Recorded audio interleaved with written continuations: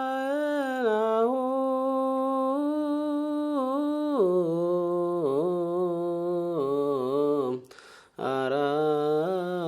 አራየ ታምራ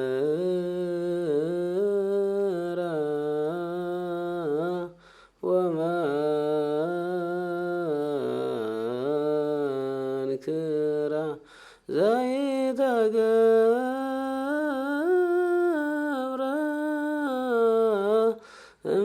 እምድረዝ ወይ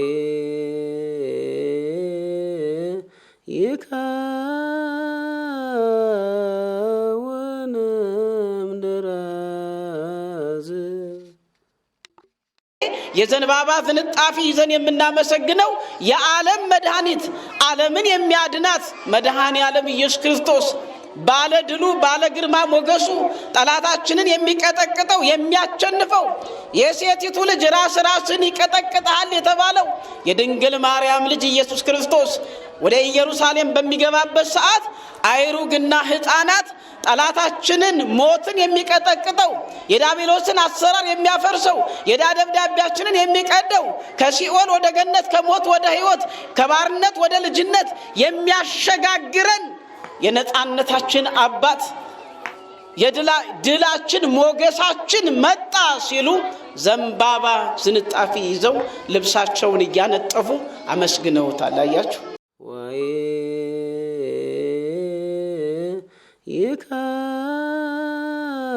ይከውን እምድረዝ አንደበት የሌላቸው ድንጋዮችን አንደበት አውጥተው እንዲናገሩ አደረጋቸው። የሁላችንስ ፈጣሪ እሱ አይደል? እኛንስ ስለሰራን እንጂ አፈር አይደለን እንዴ? እኛም እኮ ጭቃ ነን፣ ግን ስለሰራን ነው። አንደበትን ስለፈጠረልን ነው የምንናገረው እንጂ ሁላችንም ያው መሬት ነን። ድንጋዮችን ማናገር ለሱ ብርቁ አይደለም። የበለዓምን አህያም አናግሯል። ሰነፉ ነቢይ በለዓምን በራሱ አህያ ገስጾታል ማለት ነው። ወይ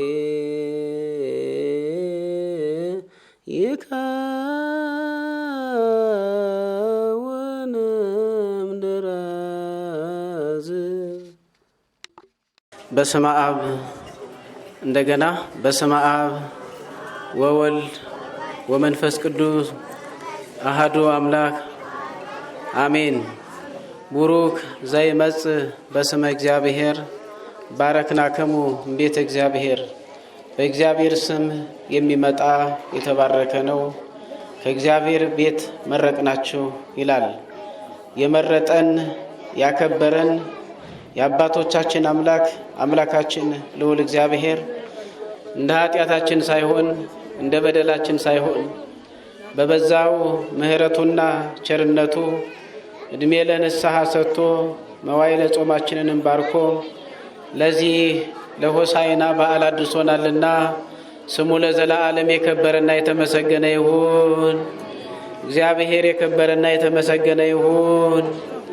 በአብ አበው በወልድ ውሉደ እግዚአብሔር በመንፈስ ቅዱስ መንፈሳውያን የተሰኛችሁ የተከበራችሁ አባቶች ካህናት፣ ወንድሞች ዲያቆናት፣ የተከበራችሁ አባቶች፣ እናቶች፣ እህቶች፣ ወንድሞች ሕፃናትም ሳይቀር እንደምን ሰነበታችሁ? እንደምን ቆያችሁ?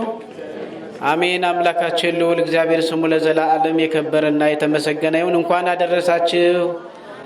እስኪ አንድ ጊዜ እግዚአብሔርን በደንብ አድርጋችሁ አመስግኑ። በእጃችሁ ያዛችሁትን አኑሩና በደንብ አመስግኑ። እሺ፣ በደንብ አድርጋችሁ። ዛሬ ታላቅ የምስጋና ቀን ነው። ዛሬ ታላቅ የእልልታ ቀን ነው።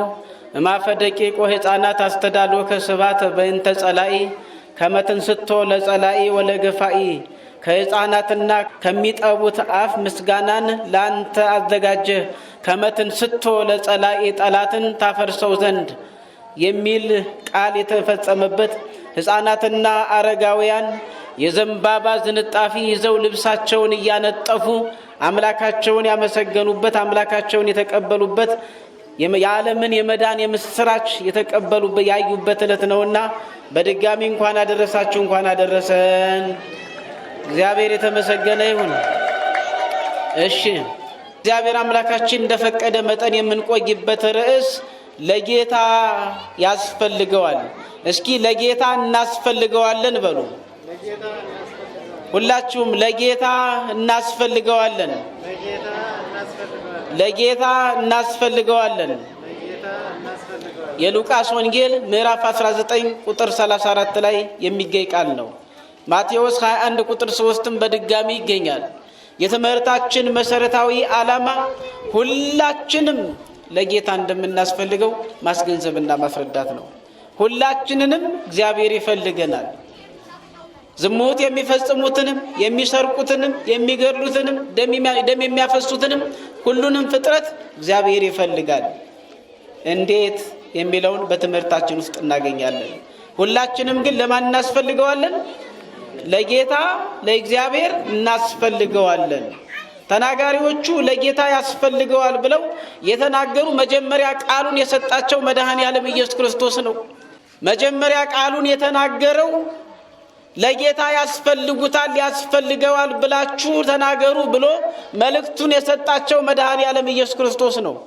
ሁላችንም የምንናገረው የመድኃኔዓለም ኢየሱስ ክርስቶስን ቃል ነው። ከሱ ቃል ውጭ ከእግዚአብሔር ቃል ውጭ ማንም የሚናገር የለም። ይሄ አደባባይ የእግዚአብሔር ቃል የሚነገርበት ነው። ይሄ አደባባይ የእግዚአብሔር ቃል የሚነግስበት ነው። ይሄ አደባባይ በእግዚአብሔር ቃል መሰረት ንስሐ የምንገባበት ነው። ይሄ አደባባይ በእግዚአብሔር ቃል መሰረት የዘላለም ሕይወትን የምንወርስበትን ሰማያዊውን ተስፋ የሚያጎናጽፈን ነው። ስለዚህ ክብር ያስፈልገዋል። የሱን ቃል ወስዳችሁ ንገሯቸው፣ ለጌታ ያስፈልገዋል በሉ አላቸው። ደቀ መዛሙርቱ ይህን የተነገሩትን ቃል ይዘው ሂደው ደቀ መዛሙርቱም ለጌታ ያስፈልገዋል ብለው ተናገሩ። ለጌታ ያስፈልገዋል። ስብከታቸውም ይሄ ነው። ለጌታ ታስፈልጉታላችሁ፣ ኑ ወደ እኔ እያለ እየተጣራ ስለሆነ ሁላችሁም ኑ እያሉ ነው ወደ ዓለም የዞሩት። ወደ ዓለም እየሄዱ ያላመነውን እያሳመኑ ያልተጠመቀውን እያጠመቁ ልጅነትን እያሰጡ እያስተማሩ ዓለሙን ሁሉ ደቀ መዛሙርት አድርገውታል። በኢየሱስ ክርስቶስም እንዲድን አድርገውታል። ስለዚህ ለጌታ ያስፈልገዋል የሚለውን ቃል ተናገሩ አለ። እስኪ በስርዓት ብቻ እንኑር ባካችሁ። ይሄ ዘንባባ ተአምሩ ምንድነው? ምልክቱ ምንድነው? ለምንድነው የምንሰጥ የሚለውን ትምህርቱን እንማራለን። ዘንባባውን መጨበጥ ብቻ አይደለም፣ መሳሪያውን መያዝ ብቻ አይደለም። አተኳኩሱ እንዴት እንደሆነ ካላወቀበት መሳሪያውን ይዞ ይማረካል። ስለዚህ ለጌታ ያስፈልገዋል ብለው ደቀ መዛሙርቱ ተናገሩ። ለማን ተናገሩ ሲባል ወደ ታሪኩ እንድንገባ ያድርገናል ባጭሩ። ምክንያቱ ምንድነው ሲባል ጌታችን አምላካችን መድኃኒታችን ኢየሱስ ክርስቶስ በደብረ ዘይት በሚባለው ቦታ ላይ ደረሰ። ወደ ደብረ ዘይት ሲሄድ ከቅርቡ የነበሩ ቢታንያና ቤተፋጌ የሚባሉ ቦታዎች ነበሩ። ስለዚህ ወደዚያ ደቀ መዛሙርቱን ሊልካቸው ነው። ምን ብሎ ነው የሚልካቸው? 2 አህዮች የታሰሩ አሉላችሁ፣ አህያይቱንና ውርንጫይቱን ታስረው ታገኛላችሁ። ሂዱና ፈታችሁ አምጡልኝ። ለምን ትፈልጓቸዋላችሁ ቢሏችሁ ለጌታ ያስፈልጉታል ብላችሁ ንገሯቸው ብሎ ደቀ መዛሙርቱን ላካቸው። የተላኩት ደቀ መዛሙርት ሲላኩ መላክ ነው እንጂ ወደ ኋላ ማለት የለም። ንስሐ ግቡ ስንባል ንስሐ እንግባ፣ ተፋቀሩ ስንባል እንፈቃቀር፣ ሰላም ሁኑ ስንባል ሰላም እንሁን፣ ህብረታችሁን አጽኑ ሲባል ህብረታችንን እናጽና፣ ስጋውና ደሙን ብሉ ጠጡ ሲባል ስጋውና ደሙን እንብላ እንጠጣ። ወደፊት ነው እንጂ ወደ ኋላ ማለት የለም። እርፍ ይዞ ወደ ኋላ የሚመለከት የለም። ወደፊት ይጓዛል ያርሳል እንጂ እርፍ ይዞ ወደ ኋላ አይመለከትም። ስለዚህ የክርስቲያንም አካሄዱ እንዲያ ነው መሆን ያለበት። ለጌታ ሄዱ፣ ታዘዙና እንደታዘዙት ሄዱ። ሄደው ሲያዩ አህያይት ከነውርንጭላዋ ታስራ አገኟት። እንደታዘዙት ፈታችሁ አምጡልኝ እንደተባሉ ፈቷች፣ አህዮችን ፈቱ። በሚፈቱበት ሰዓት ለምን ትፈታላችሁ ብለው የአህዮቹ ባለቤቶች ተናገሩ። በዚህ ሰዓት ምንድነው ያሉ? ምን በሉን የተባሉ? ለጌታ ያስፈልጉታል በሉ ስለተባሉ ለጌታ ያስፈልጉታል ብለው ተናገሩ። ጥንት ፈጣሪያቸው መድኃኔዓለም ኢየሱስ ክርስቶስ ስለፈለጋቸው። ፈጣሪያችን መድኃኔዓለም ኢየሱስ ክርስቶስ ይፈልገናል፣ ሁልጊዜም ይፈልገናል። ሁልጊዜም ወደሱ እንድንመጣ እንጂ እንድንቀርበት እንድንጠፋበት አይፈልግም። ስሙ ለዘላለም የከበረና የተመሰገነ ይሁን።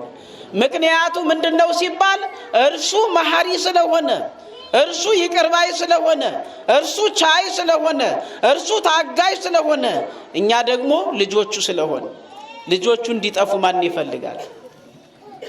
ስጋዊ ወላጅ እንኳን ልጆቹ እንዲጠፋ ይፈልጋል፣ እንኳን እንዲጠፉ ይፈልጋል። እንኳንስ መድኃኔዓለም ይቅርና ከሌለንበት ወዳለንበት አምጥቶ የፈጠረን የሚመግብ የሚያስተዳድር ስናጠፋ ጥፋታችንን እንዳላየ እያየ የሚታገሰን እድሜ ለንስሐ የሚሰጠን ታጥበን ተለቃልቀን እንድንመለስ እንጂ እንድንጠፋ የማይፈልግ ሲኦል እንድንገባ የማይፈልግ ወደ ገሃነም እንድንላክ የማይፈልግ አምላካችን ልዑል እግዚአብሔር ሁልጊዜም ይፈልገናል።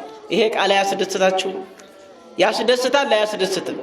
እስኪ እግዚአብሔርን አመስግኑት። ልባችሁ አልተሰበረም? እግዚአብሔር የተመሰገነ ይሁን። ሁልጊዜም ለካ ይፈልገኛል ብሎ ማመን እኮ ታላቅ ነገር ነው። ሰካራምን ብትሆን ስካርን ትተህ እንድትመጣ ይፈልጋል። አመንዝራን ብትሆን አመንዝራነትን አስወግደ እንድትመጣ ይፈልጋል። ደም አፍሳሽን ብትሆን ደም ከማፍሰስ ተቆጥበ እንድትመለስ ይፈልጋል። ጊዜ ይሰጣል። ለሁሉም እግዚአብሔር ጊዜ ይሰጣል።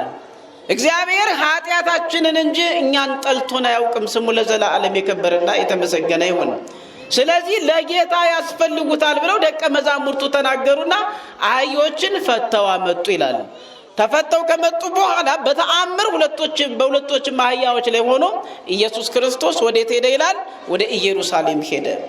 በትንቢት የተነገረው እንዲፈጸም ወበልዋ ለወለተ እስራኤል ነዋ ንጉሥኪ ጻድቅ ወየዋህ፣ እነሆ ንጉሥሽ ጻድቅና የዋህ የሆነ ንጉሥሽ በአህያይቱና በውርንጫይቱ ተጭኖ ወደ አንቺ ይመጣል። ትንቢተ ዘካርያስ ምዕራፍ 9 ቁጥር 9። ይሄ እንዲፈጸም በአህያይቱና በውርንጫዋ ተጭኖ ወደ ኢየሩሳሌም ገባ። በዚህ ሰዓት ነው እንግዲህ ተአምራት የተፈጸሙት።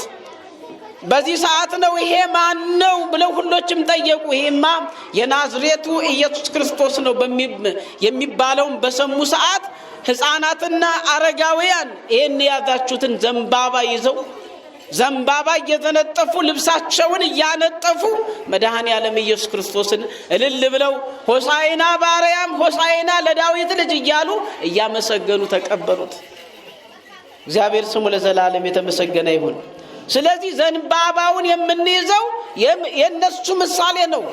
ዘንባባ በነሱ ባህል መሰረት የድል ምልክት ነው፣ የነጻነት ምልክት ነው። እስራኤላውያን ለ430 ዘመን ሙሉ በግብፅ ምድር ሲገዙ ከኖሩ በኋላ እግዚአብሔር አምላክ ጠላት ገድሎ ባህር ከፍሎ ሲያሻግራቸው የዘንባባ ዝንጣፊ ይዘው እግዚአብሔር አምላካቸውን አመስግነዋል። ነፃ ያወጣህን አምላክ፣ ጠላትን የገደልክልን አምላክ፣ ባህርን የከፈልክልን አምላክ፣ የነጻነታችን አባት ብለው ዘንባባውን ይዘው የድል አድራጊነት ምልክት አንተ ድል አድርገህልናል፣ አንተ ጠላታችንን አሸንፈህልናል፣ ነፃ አውጥተህናል ሲሉ ዘንባባ ይዘው አመስግነውታል። ዘንባባ የሚያዘው አንዱ ይሄ ነው። ሌላኛው የዘንባባ ምልክት በእስራኤላውያን ወይም በዕብራውያን ባህል መሰረት ልጅ ያልወለዱት ብዙ ጊዜ ያጠፉት ልጅ በሚወልዱበት ሰዓት ደስ ብሏቸው የዘንባባ ዝንጣፊ ይዘው እግዚአብሔር አምላክን ያመሰግኑ ነበር። አብርሃም ይስሐቅን ሲወልድ ይስሐቅ ያዕቆብን ሲወልድ ያዕቆብም እንደዚሁ። ስለዚህ ዘንባባ የድል አድራጊነት ምልክት ነው። በሁሉም ቦታ ላይ የሚነግሱ ነገስታት ጠላትን አሸንፈው በሚመለሱበት ሰዓት የዘንባባ ዝንጣፊ ይዘው እግዚአብሔርን ያመሰግኑ ነበረ።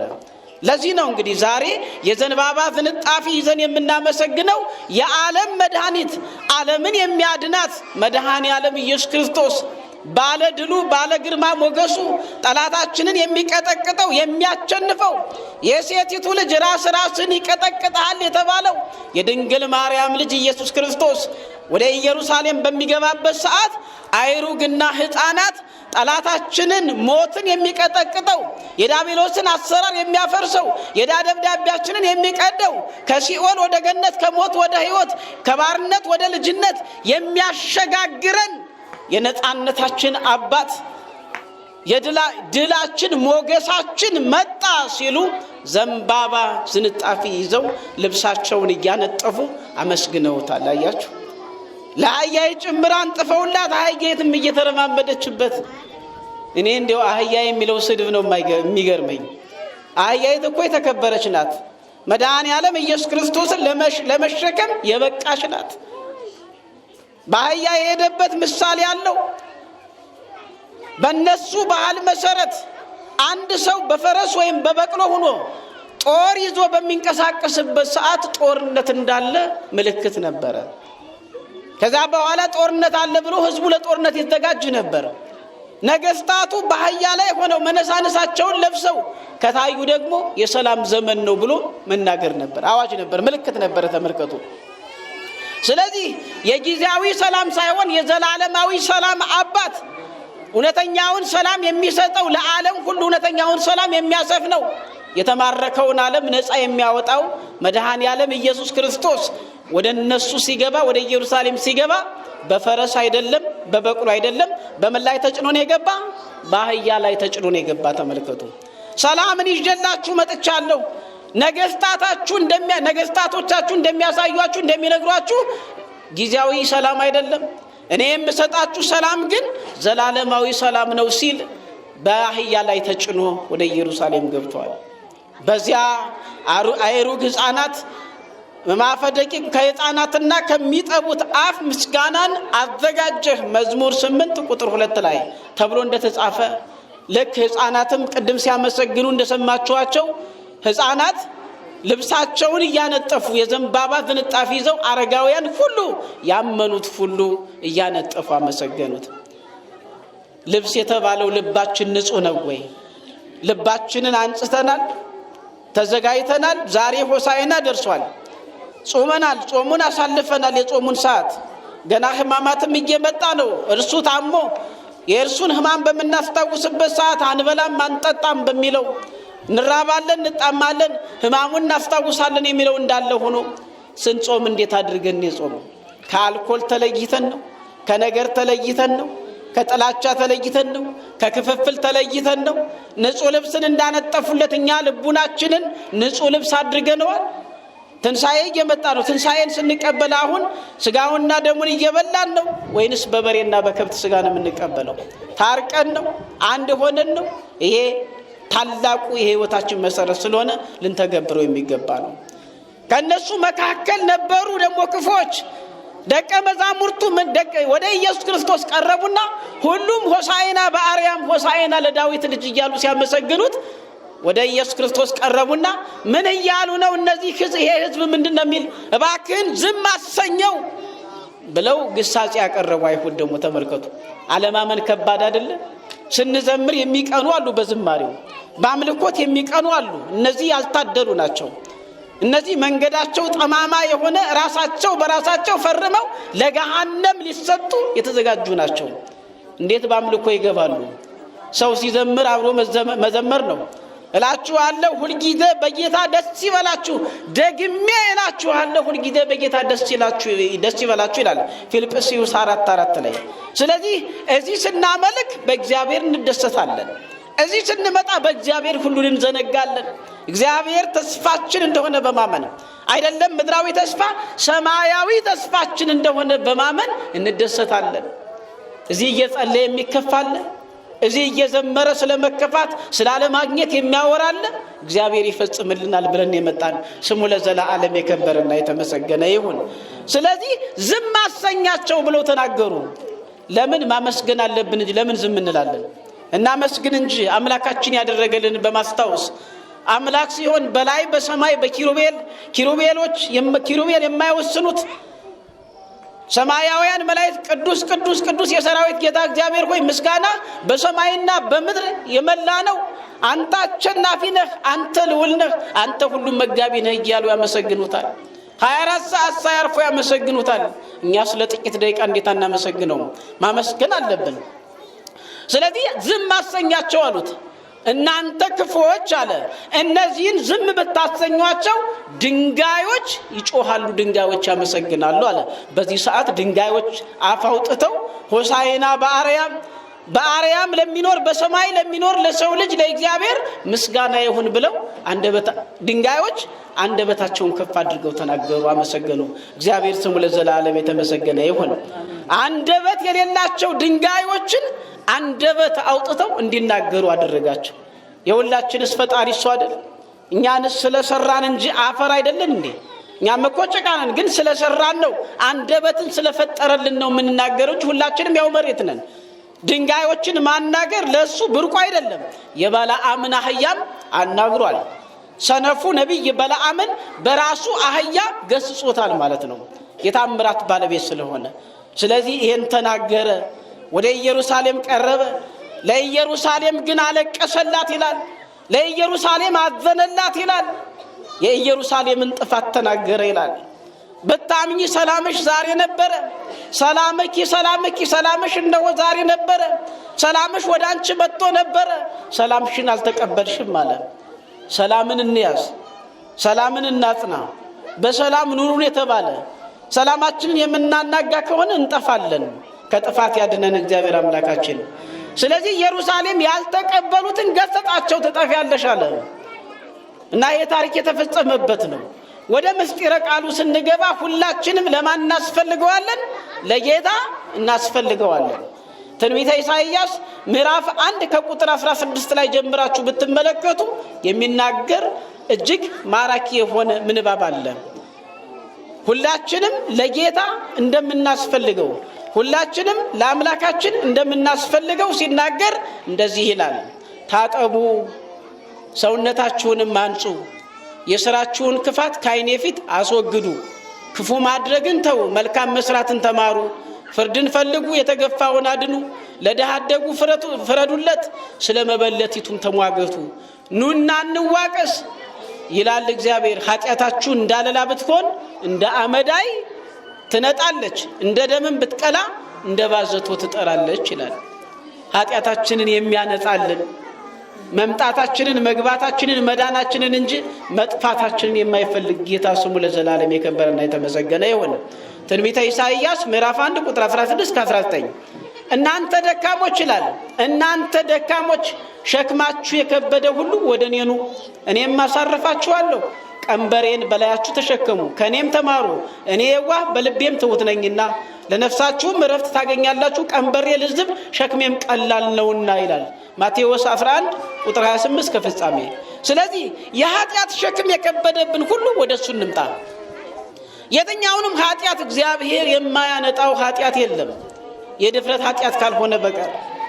ኃጢአት እግዚአብሔርን የሚያስቆጣው የድፍረት ኃጢአት ነው። ልብ በሉ። እግዚአብሔር ምን ያደርገኛል፣ እግዚአብሔር ምን ያመጣል ብሎ ኃጢአት የሚሰራ ካለ ይሄ ከባድ ነው፣ የድፍረት ኃጢአት ይባላል። ነገር ግን ከዚህ ውጭ ያለው ኃጢአት ሁሉም ኃጢአት ይሰረዛል። ወደ እግዚአብሔር እንምጣ ኑ እያለ ነው። እንደ ደማጥ እንደ ባዘቷ አጠራችኋለሁ፣ እንደ አመዳይም ብትሆን ትነጻላችሁ። ብቻ ግን ምን በሉ ኑና እንዋቀስ ይላል። ምንድነው ኑና እንዋቀስ? ኑ ንስሐ ግቡ ነው የሚለው። እናንተ ሸክማችሁ የከበደ ይላል፣ ኑ ወደ እኔ ይላል። ስለዚህ ሸክማችን የከበደ ጭንቀት የከበደብን፣ የኑሮ ውድነት የከበደብን፣ የጤና ችግር የከበደብን፣ የትኛውም ከባድ ነገር ቢኖርብን ወደ መድኃኔዓለም ኢየሱስ ክርስቶስ ልባችንን አጥበን ወደ እሱ እንቅረብ። ችግራችን ለእኛ ነው ተራራ መስሎ የሚታየው እንጂ በእሱ ፊት ኢምንት ነው። እኛን የከበደን ሁሉ እሱን የሚከብደው እንዳይመስላችሁ። ሁላችንም እንቅረብ። እሺ እንዲያው አንድ ምሳሌ ልንገራችሁ እስኪ። አንድ ይሰማል? ከቃሉ ጋር ናችሁ? እያወራችሁ ነው ወይስ እየተማርን ነው? ይሰማል? አንድ ተማሪ ናት። ፊዚክስ እና ማትስ፣ ኬሚስትሪ እንዲያው ካልኩሌሽን የሚባል ነገር አትወድም ነበር። ታዲያ ፈተና ደረሰና ይሄ ማትሪክ የሚባለው ስትጸልይ ቤተክርስቲያን መጣ። ምን አለች? መቼም የፈተና ዕለት ተማሪውን ብታዩት እንዳለ የቤተክርስቲያን ግቢ አይቀርም፣ ይሞላዋል። አሁን 10ኛ ክፍል 12ኛ ክፍል ቢኖር ይሄ ባህር ዛፍ ሁሉ ጥርቅርቅ ይላል። ያን ሰሞን ጸሎት ማለት ነው። ሁሉም ያጥለቀልቋል። በየቦታው ብታዩ እንደዚያ ነው።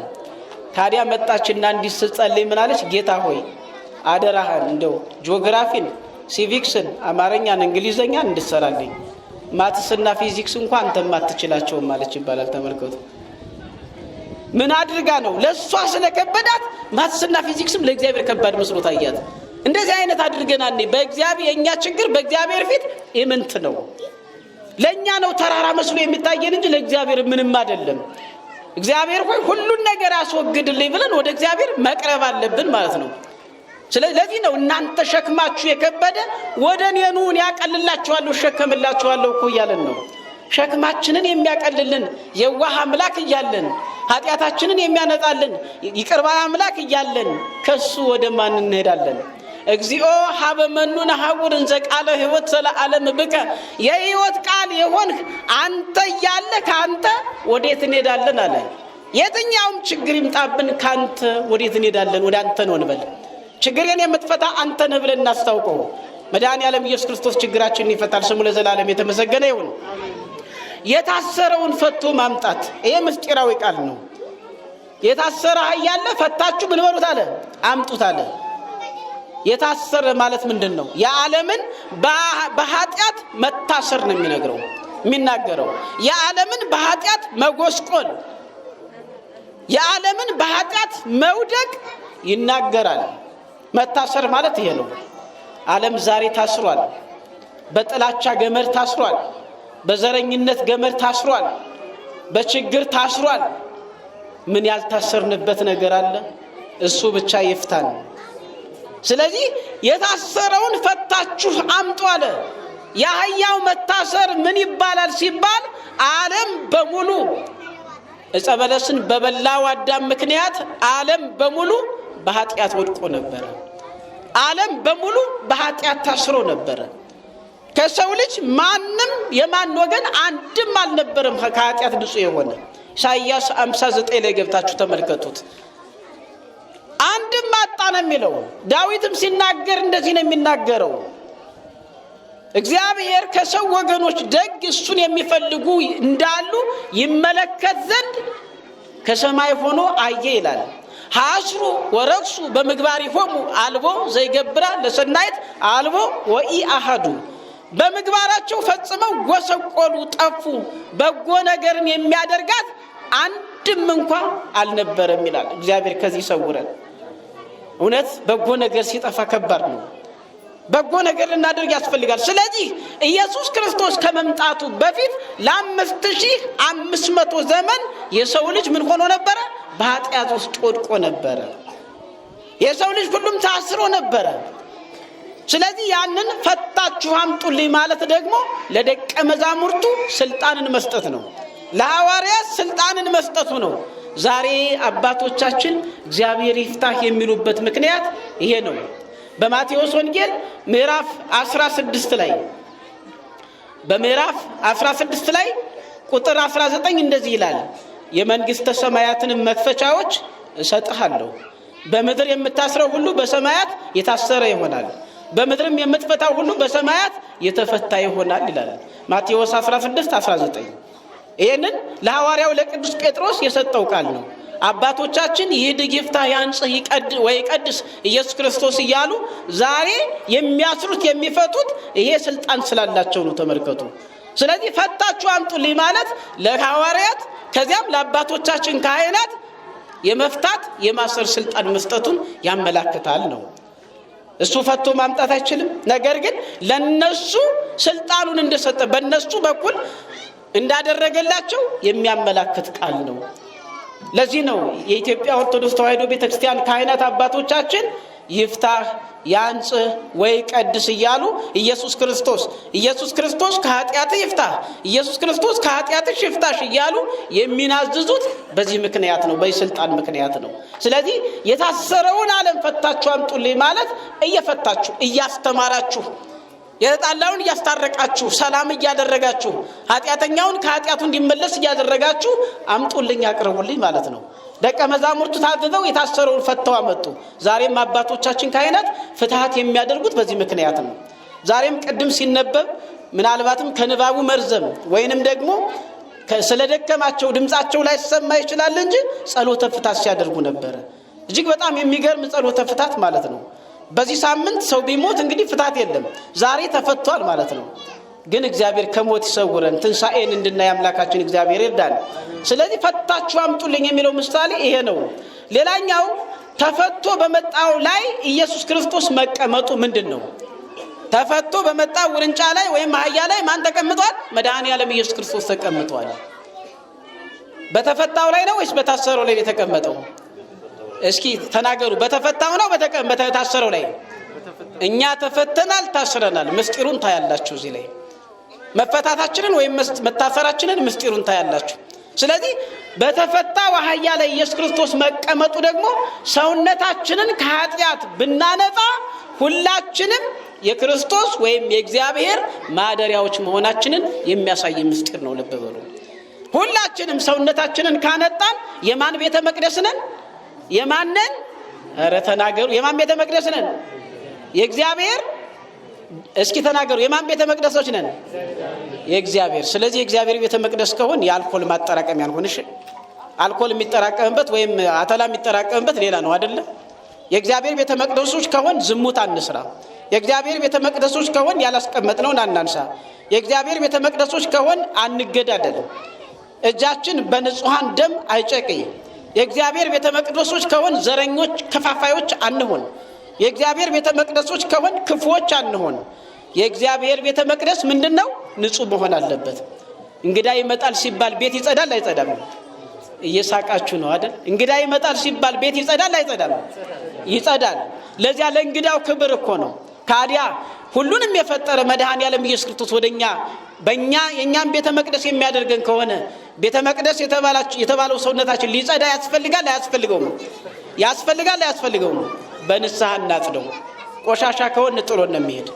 ተፈቶ በመጣው አህያ ላይ ባናደረበት መድኃኔዓለም ኢየሱስ ክርስቶስ ተቀመጠበት። ይሄ የሚያመላክተን ደግሞ ሁላችንም የእግዚአብሔር ቤተ መቅደሶች እንደሆነ ነው። ሰው የከበረ ነው የሚባለው ለዚህ ነው። ተመልከቱ። የሰው ልጅ በንጽህና በቅድስና በደሙ መፍሰስ በስጋው መቆረስ እንዳጠበው በንጽህና በቅድስና የሚቀመጥ ከሆነ የእግዚአብሔር ቤተ መቅደስ ነው። እንደዚህ ይላል፣ የእግዚአብሔር ቤተ መቅደስ እንደሆናችሁ የእግዚአብሔርን መንፈስ እንደሚያድርባችሁ አታውቁምን? እየጠየቀ ነው። አታውቁምን? ማንም የእግዚአብሔርን ቤተ መቅደስ ቢያፈርስ እግዚአብሔር እርሱን ያፈርሰዋል አለ። ከዚህ ይሰውረን መድኃኔዓለም። የእግዚአብሔር ቤተ መቅደስ ነውና የእግዚአብሔር ቤተ መቅደስ ነውና ያውም እናንተ ናችሁ አለ። እግዚአብሔር ስሙ ለዘላለም የከበረና የተመሰገነ ይሁን። አንደኛ ቆሮንቶስ ምዕራፍ 3 ቁጥር 16 እስከ 18 ማለት ነው። የእግዚአብሔር ቤተ መቅደስ ቅዱስ ነውና ያውም እናንተ ናችሁ አለ። የሰው ልጅ የእግዚአብሔር ቤተ መቅደስ ነው። የእግዚአብሔር ቤተ መቅደስ ስለሆነ ራሱን ማንጻት አለበት፣ ራሱን መቀደስ አለበት። ሰው ከእንስሳ የሚለየውስ ስሜቱን መግታት ካልቻለ፣ መቆጣጠር ካልቻለ፣ በንጽህና በቅድስና መቀመጥ ካልቻለ ከእንስሳ በምን ተለየ? ስለዚህ ራሳችንን መቆጠብ አለብን። ቁጥብ አደብ የገዛን መሆን አለብን። ክፍል 4 ላይ ሆሳዕናና የዘንባባ ዝንጣፊ የሚለውን እናጣይተን እናጠናቅቃለን። ሆሳዕና ማለት ምን ማለት ነው?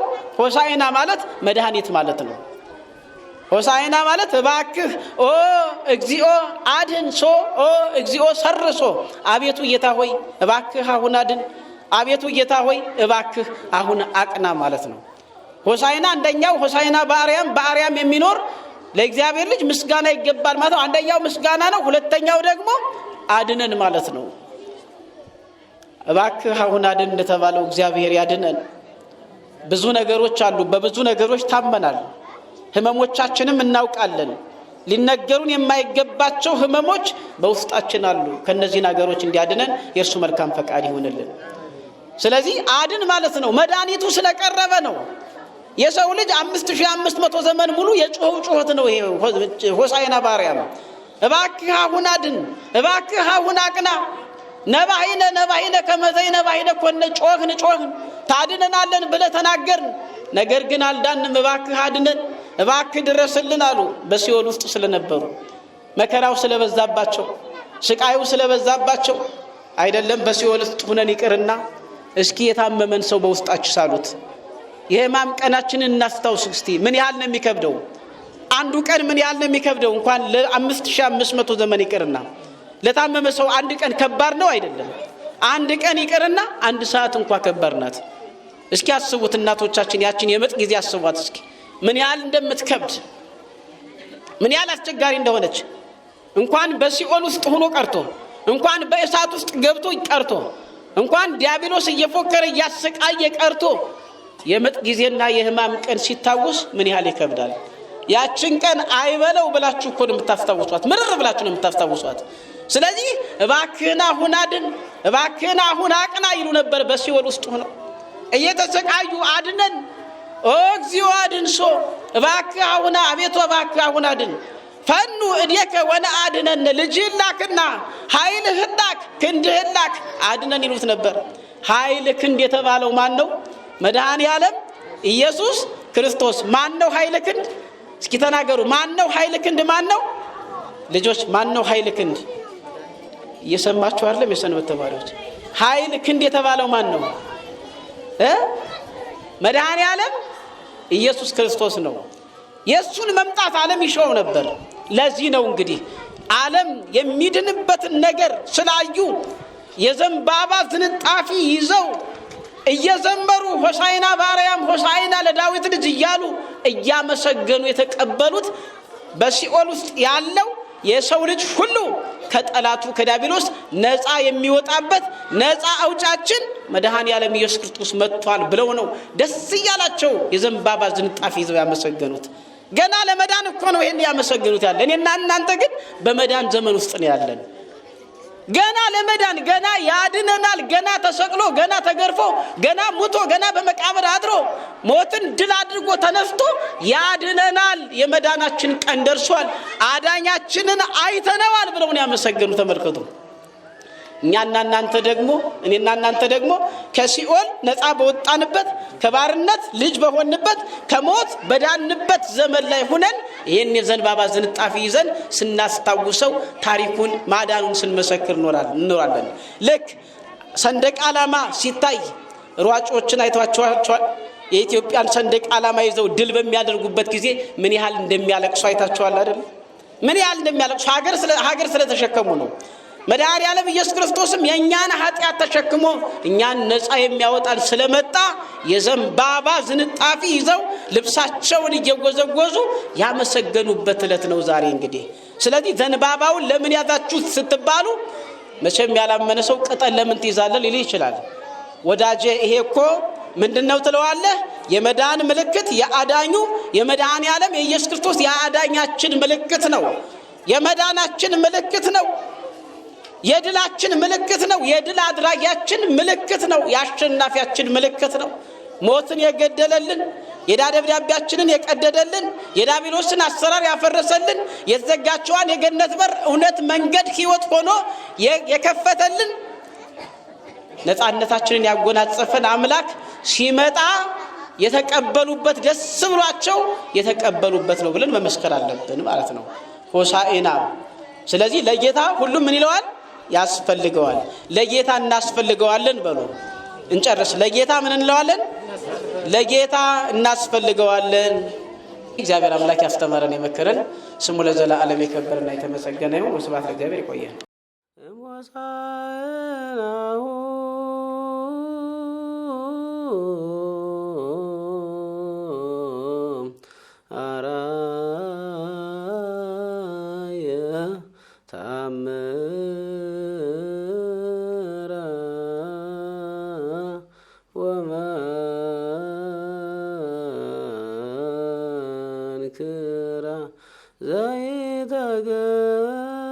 ዘይተገብረ